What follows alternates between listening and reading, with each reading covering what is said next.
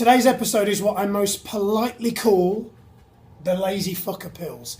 Lazy fucker pills, to put it in plain English for you, if you're a gym out there that has incredibly motivated, always enthused, always high producing gym staff, then this video isn't for you.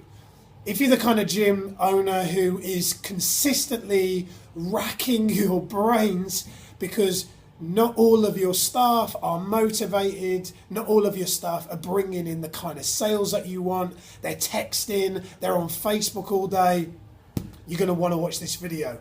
Right now I'm going to share with you just 5 simple strategies that if you implement overnight will drastically increase the membership conversions at your club and will add anything between 25 to 50, maybe even 100 new members to your club every single month. The things I'm going to share with you are really common sense, but not always common practice. And I know that there are gym owners out there, I'm talking to you, who are not doing some of the things that I'm going to share with you on this video right now.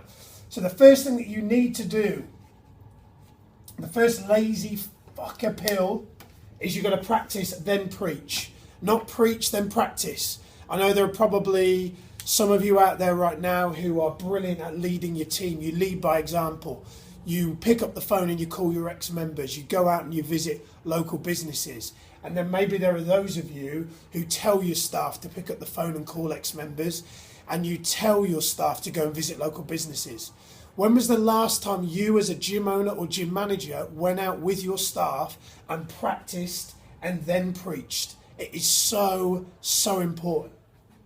The second thing that you're going to want to do, and the reason why that's so important, is fundamentally because your staff won't have respect for you if you don't. Simple as that. First rule of leadership, everything's your fault. Bug's life. My old boss told me that. That's for you, Dave, right? The second thing is you've got to retrain your staff on selling.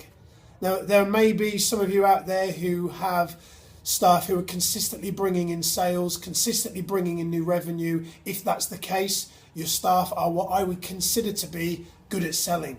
If you feel that your staff, if you don't know how much money your staff are bringing in on a day-to-day basis, if you've got a receptionist, 4 personal trainers, and you don't know how much money they're bringing you in each and every single month, then you need to know, because whether you like it or not, the way that your club is going to thrive is if your team are shit hot at selling.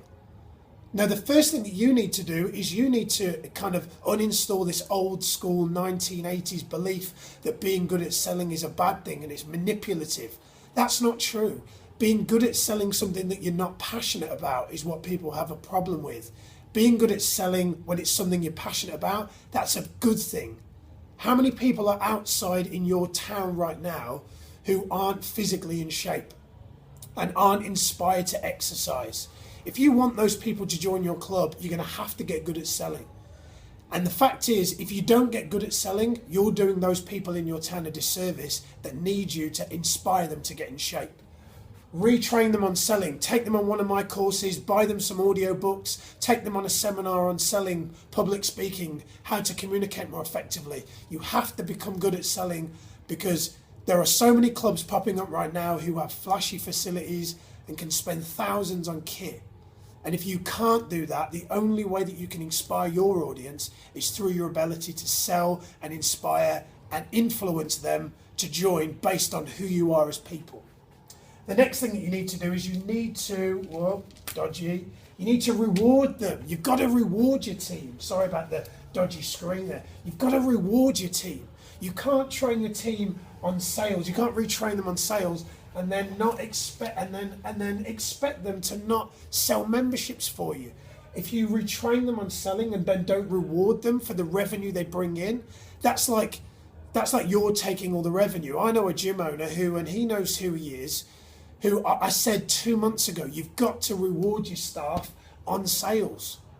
You don't get up every morning unless you're motivated by something. You're a business owner, you've got you've got needs, you've got bills you've got to pay, you've got holidays you want to pay for. Your staff are exactly the same. You've got to incentivize your staff. Set up a commission structure. Here's my tip. Set up a commission structure that is based purely on revenue brought in, therefore doesn't cost you anything and doesn't affect your margins.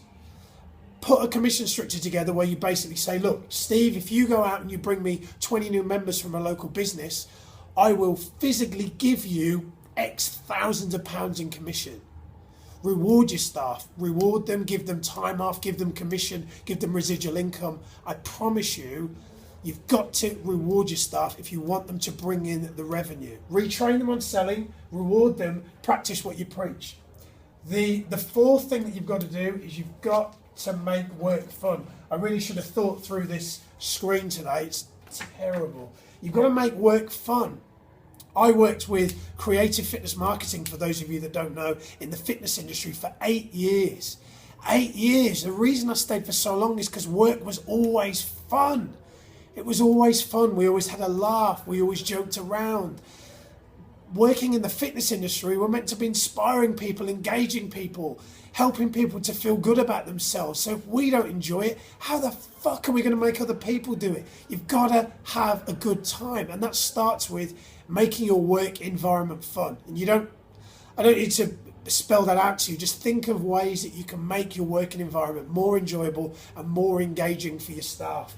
And the last thing that you've got to do is you've got to tap into their why. You probably know why you get up every day. I know I do.